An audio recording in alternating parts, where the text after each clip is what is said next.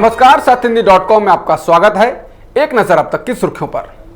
आंध्र प्रदेश के विशाखापट्टनम में LG polymers plant से गुरुवार को केमिकल गैस लीक होने के कारण कम से कम 9 लोगों की मौत हो चुकी है। मौके पर सभी आपातकालीन सेवाएं पहुंच गई हैं और 1000 से ज्यादा लोगों को अस्पताल में भर्ती किया गया है। पुलिस का कहना है कि आसपास के इलाकों से सैकड़ों लोगों को सुरक्षित स्थानों पर पहुंचाया गया है।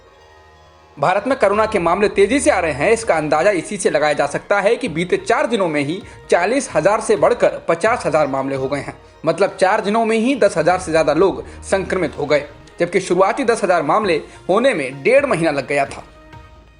देश में कोरोना संक्रमित लोगों की संख्या 52,952 हो गई है, जबकि 1783 लोगों की जान जा चुकी है। इसके अलावा 15,266 लोग ठीक भी हो चुके हैं, जिससे कुल एक्टिव केस 35,902 हो गए हैं। भारत में बीते 24 घंटों में कोरोना संक्रमण के 3561 मामले सामने आए हैं और 89 लोगों की मौत हुई है। कोरोना से सबसे अधिक प्रभावित महाराष्ट्र में अब तक 16,758 मामले सामने आ चुके हैं, जिसमें 651 लोगों की मौत हो चुकी है, जबकि 3,094 लोग ठीक भी हो चुके हैं। महाराष्ट्र के बाद गुजरात में तेजी से संक्रमण बढ़ रहा है। यहाँ अब तक 6,625 मामले सामने आ चुके हैं, जिससे 396 लोगों की मौत हो चुकी है। वहीं दिल्ली में कोरोना मरीजों का आंकड़ा 5,532 हो गया है, जिसमें से 65 लोगों की मौत हो चुकी है। यूपी लोक स्वास्थ्य एवं महामारी रोग नियंत्रण अध्यादेश में सरकार ने कोरोना के संक्रमण को रोकने के लिए कड़े कानूनी प्रावधान किए हैं। अधिनियम के तहत अगर कोई व्यक्ति किसी को जानबूझकर बीमारी से संक्रमित करता है और उसकी मौत हो जाती है तो आजीवन कारावास तक की सजा हो सकती है। कोरोना के बढ़ते प्रकोप को देखते हुए गुजरात के अहमदाबाद और सूरत में पूरी तरह से लॉकडाउन कर दिया गया है। केवल दूध और दवाओं जैसी दुकानें ही खुलेंगी। अहमदाबाद में आज रात से लॉकडाउन लागू हो जाएगा, तो सूरत में शनिवार से। बता दें, बुधवार को गुजरात में 382 नए मामले आए थे, जिनमें से 291 मामले अकेले अहमदाबाद से ही थे, जबकि बुधवार को हुई 27 मौतों में से 25 लोगों की जान अहमदाबाद में गई थी। विदेश में फंसे भारतीयों को वापस लाने के लिए आज से मिशन शुरू होगा। एयर इंडिया 12 देशों में फंसे लगभग 2 लाख लोगों को वापस लाएगा। अगले हफ्ते तक लगभग 15,000 भारतीयों को लाने का लक्ष्य है। अमेरिका से भारतीयों के आने का सिलसिला 9 मई से शुरू होगा। इसके लिए अमेरिका के कई शहरों से भारत के कई शहरों के बीच कॉमर्शियल फ्लाइट की सेवा शुरू की जाएगी। दुनिया भर में कोरोना वायरस की वजह से जारी आर्थिक संकट गहराता जा रहा है। भारत में आर्थिक संकट की वजह से करीब 12 करोड़ लोग अपनी नौकरियां हाथ से गंवा बैठे हैं। इसके साथ ही शेयरिंग टैक्सी सेवा उबेर ने अपने 40% कर्मचारियों को निकालने का फैसला किया है। पेट्रोल और डीजल पर एक बार फिर से एक्साइज ड्यूटी में इजाफा होने के साथ ही भारत दुनिया में ईंधन पर सबसे ज्यादा टैक्स लगाने वाला देश बन गया है।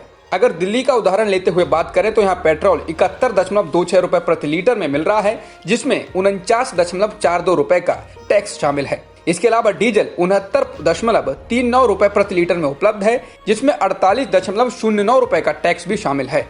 इस तरह दोनों पर करीब 69% का टैक्स लग रहा है, जो दुनिया में सबसे ज्यादा है। वहीं डीलर तक पेट्रोल महज 18.28 रुपए प्रति लीटर की कीमत में आता है, लेकिन ग्राहकों को फिलहाल 71 रुपए से ज्यादा चुकाने पड़ रहे हैं। जॉन्स हॉपकिंस यूनिवर्सिटी के मुताबिक दुनिया में कोरोना वायरस से संक्रमित लोगों की संख्या 37,55,000 से ज्यादा है, तो मरने वालों का आंकड़ा 2,63,000 से अधिक है। इसके अलावा करीब 13 लाख लोग ठीक भी हो चुके हैं।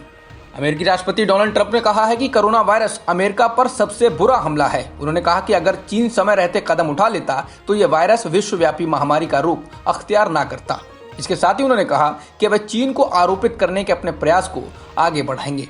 बता दें, अमेरिका में संक्रमित लोगों का आंकड़ा 12,28,000 से ज्यादा है, तो वहीं मरने वालों का आंकड़ा 73,000 से अधिक है। जर्मनी की चांसलर एंगेला मर्केल के चीफ ऑफ स्टाफ ने कहा है कि कोरोना वायरस की महामारी कम से कम पूरे साल रहेगी। चीफ ऑफ स्टाफ हेल्ज ब्रॉन ने जर्मनी के एक स्थानीय रेडियो से बातचीत में कहा, हम महामारी के बाद की स्थिति में नहीं हैं, बल्कि हम एक महामारी के बीच जी रहे हैं, जो कम से कम अभी पूरे वर्ष हमारे साथ रहेगी। ब्रिटेन के प्रधानमंत्री बोरिस जॉनसन ने बताया है कि सरकार रविवार को लॉकडाउन में छूट देने को लेकर अपनी योजना पर काम करेगी। उन्होंने उम्मीद जताई कि आने वाले दिनों में नए मापदंड अपनाए जा सकते हैं। कोरोना से संक्रमित होकर लौटने के बाद बोरिस जॉनसन पहली बार संसद में बोल रहे थे। बता दें, ब्रिटेन में संक्रमित लोगों का आंकड़ा 2 लाख को पार कर गया है, जबकि मरने वालों की संख्या 30,000 हो गई है। इंटरनेशनल काउंसिल ऑफ नर्सेज का कहना है कि दुनिया भर में कम से कम 90,000 स्वास्थ्य कर्मी संक्रमित हो चुके हैं, लेकिन वास्तविक संख्या इससे दोगुनी हो सकती है। करीब 260 नर्सों से ज्यादा की मौत हो चुकी है। स्वास्थ्य कर्मियों के लिए पीपीई की कमी की लगातार रिपोर्ट्स आ रही हैं। अब तक की खबरों में बस इतना ही। बाकी खबरों के लिए बने रहिए सत्यहिंदी.com के साथ।